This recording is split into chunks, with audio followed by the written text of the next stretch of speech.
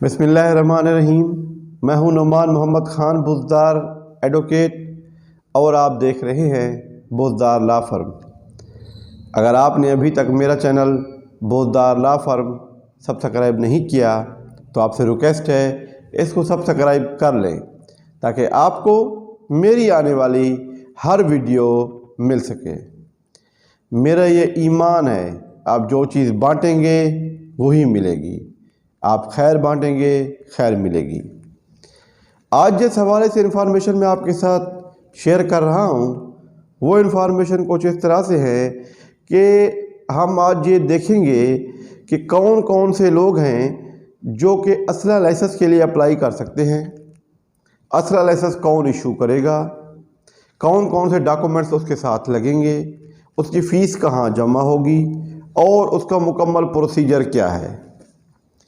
اور یہاں پر ایک اور اہم بات یہ بھی آپ کو بتاتا چلوں کہ مختلف لوگ مختلف ایجنٹس کے ذریعے اسلحہ لائسنس بنواتے ہیں، اسی وجہ سے مختلف جگہوں سے فیک اسلحہ لائسنس بھی بن رہے ہوتے ہیں۔ میری آپ سے درخواست ہے کہ فیک اسلحہ لائسنس سے بچنے کے لیے آپ تمام دوست اپنی فائل اپنے ہاتھوں سے متعلقہ برانچ کو جمع کروائیں اور پورے پاکستان میں کہیں سے بھی کسی بھائی کو اسلحہ لائسنس کی جو فائل ہے وہ مکمل کرانی ہو تو میرے نیچے دیے گئے واٹس ایپ نمبر کے اوپر واٹس ایپ کر کے یا کال کر کے مجھ سے بات کر سکتا ہے اور انشاءاللہ تعالی ہماری لیگل فرم مکمل فائل بنا دے گی۔ جسٹ اس شخص کو اپنے متعلقہ شہر کے اندر یا اپنے متعلقہ ضلع کے اندر اس کی نیشنل بینک کی برانچ کے اندر رقم جمع کرا کر فائل جمع کرانے کے بعد لائسنس حاصل کرنا ہوگا۔ آج ہم سب سے پہلے ڈسکس کریں گے کہ کون کون سے لوگ ہیں جو کہ اسلحہ لائسنس جو ہے بنوا سکتے ہیں۔ سب سے پہلے سٹنگ MNA بنوا سکتا ہے، سٹنگ MPAs بنوا سکتے ہیں، اس کے علاوہ گریڈ 17 کے اوپر کے آفیسرز بنوا سکتے ہیں، ریٹائرڈ آرمی آفیسرز بنوا سکتے ہیں، ایڈوکیٹ بنوا سکتے ہیں۔ اسلحہ لائسنس دو قسم کے ہوتے ہیں، ایک پروہیبٹڈ ہوتا ہے، ایک نان پروہیبٹڈ ہوتا ہے۔ عام پبلک کے لیے فی الوقت بند ہے اور اس کو ایشو کون کرتا ہے؟ اگر ہم پنجاب کی بات کریں تو پنجاب رول آرڈیننس 2017 کے مطابق پنجاب گورنمنٹ اس کو ایشو کرتی ہے۔ اب جو اگلا پروسیجر ہے وہ یہ ہے کہ بھی جو پروہیبٹڈ ایشو اسلحہ ہے یا نان پروہیبٹڈ ایشو اسلحہ ہے تو وہ کیسے ایشو کرایا جا سکتا ہے اور اس کو کیسے لیا جا سکتا ہے۔ دیکھیں اس کا جو پورا پروسیجر ہے اس کے لیے سب سے پہلے آپ کو ایک اپلیکیشن فارم فل کرنا ہوتا ہے اور یہ اپلیکیشن فارم جو ہے یہ پرسکرائبڈ اپلیکیشن فارم ہوتا ہے جو کہ مل جاتا ہے۔ اس اپلیکیشن فارم کے بعد آپ اس کے ساتھ اپنے شناختی کارڈ کی کاپی جو ہے وہ اٹیچ کریں گے اور اپنا ڈومیسائل اٹیچ کریں گے۔ شناختی کارڈ اور ڈومیسائل کا مطلب یہ ہے کہ جس جگہ کا آپ کا شناختی کارڈ بنا ہوا ہوگا یا جس ڈسٹرکٹ کا آپ کا ڈومیسائل ہوگا آپ اسی ڈسٹرکٹ کے اندر ہی اسلحہ لائسنس کے لیے اپلائی کر سکتے ہیں، اس سے باہر آپ اسلحہ لائسنس کے لیے اپلائی نہیں کر سکتے۔ اس کے ساتھ آپ کے نیشنل ٹیکس نمبر کی کاپی لگے گی اور جو آپ نے اپنا لاسٹ ریٹرن فائل کیا ہے اس کی کاپی بھی لگے گی۔ اس کا مطلب یہ ہے کہ اگر آپ نے اپنے legal compliance national tax number کی فلفل نہیں کی ہوئی تو پھر آپ اسلحہ لائسنس کے لیے اپلائی نہیں کر سکتے۔ ان کیس آپ کا NTN بنا ہوا ہے اور آپ نے اپنی ریٹرن فائل نہیں کی ہوئی، آپ ان ایکٹیو سٹیٹس کے اندر ہیں تو پھر بھی آپ اپلائی نہیں کر سکتے۔ آپ کو اپنی ریٹرن فائل ہونا بہت ضروری ہے۔ اس کے بعد جو اگلی چیز لگتی ہے اس کے ساتھ وہ پولیس کریکٹر سرٹیفکیٹ ہے۔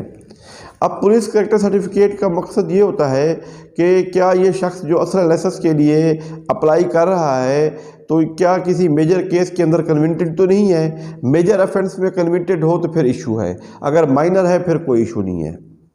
اس کے علاوہ پولیس کریکٹر سرٹیفکیٹ کے اندر اس شخص کا مکمل بایو ڈیٹا آ جاتا ہے۔ اگر اس کے اوپر کوئی FIRs ہوئی ہیں وہ FIR ود FIR نمبر درج ہوتی ہے اور اس کے اندر وہ کنوکٹڈ ہوا ہے یا جو जो भी उसको सज़ा जज़ा हुई है वो उसके अंदर लिखी होती है। इसका मतलब ये है कि असला लाइसेंस देने से पहले उसका मुकम्मल बायोडाटा पुलिस करैक्टर सर्टिफिकेट के ज़रिए चेक किया जाता है। अगर उसका करैक्टर सर्टिफिकेट इस काबिल नहीं है फिर उसके ऊपर ऑब्जेक्शन लग जाता है और उसको असला लाइसेंस इशू नहीं किया जाता।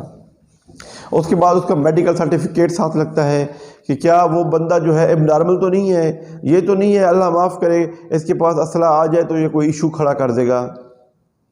ये तमाम रिक्वायरमेंट्स मुकम्मल फ़ाइल बनने के बाद ये नेशनल बैंक के अंदर या ई सहूलत के ज़रिए इसकी फ़ीस जमा होगी, फिर ये पंजाब गवर्नमेंट के अंदर जमा हो जाएगी। जो ही फ़ाइल जमा होती है, फ़ाइल जमा होने के बाद तकरीबन 1 महीने से 1.5 महीना लग जाता है और अप्रूवल हो जाती है। फिर वो अप्रूवल नाजरा रजिस्ट्रेशन सेंटर के अंदर जमा हो जाती है।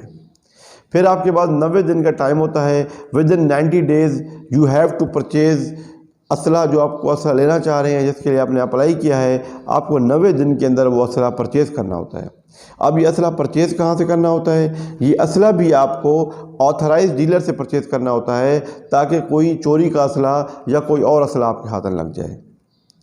फिर जो ही आप असला परचेज़ करते हैं, आप उस असले से 2 फायर करते हैं, खाली फायर। फिर उस फायर शुदा असले के 2 खौल जो हैं आप फराज़िक के लिए फराज़िक लेबॉर्ट्री भिजवाएंगे। जो ही फराज़िक लेबॉर्ट्री की रिपोर्ट्स आ जाएंगी, वो रिपोर्ट आप नादरा रजिस्ट्रेशन सेंटर जमा करवाएंगे। फिर वहीं से आपको एक कंप्यूटराइज्ड असला लाइसेंस आपके नाम का इशू हो जाएगा। इन केस आपका असला लाइसेंस फट जाता है या गुम हो जाता है तो फिर आप उसी नादरा रजिस्ट्रेशन सेंटर अप्लाई करके उसकी एक डुप्लीकेट कापी निकलवा सकते हैं। ये है मुकम्मल प्रोसीजर। और इसके अंदर अगर आपको असला लाइसेंस बनवाने के लिए हेल्प चाहिए या आप चाहते हैं कि मुकम्मल फ़ाइल आपको बना कर दें, तो आप नीचे दिए गए मेरे व्हाट्सएप नंबर के ऊपर कॉल कर सकते हैं। अल्लाह हाफ़िज़।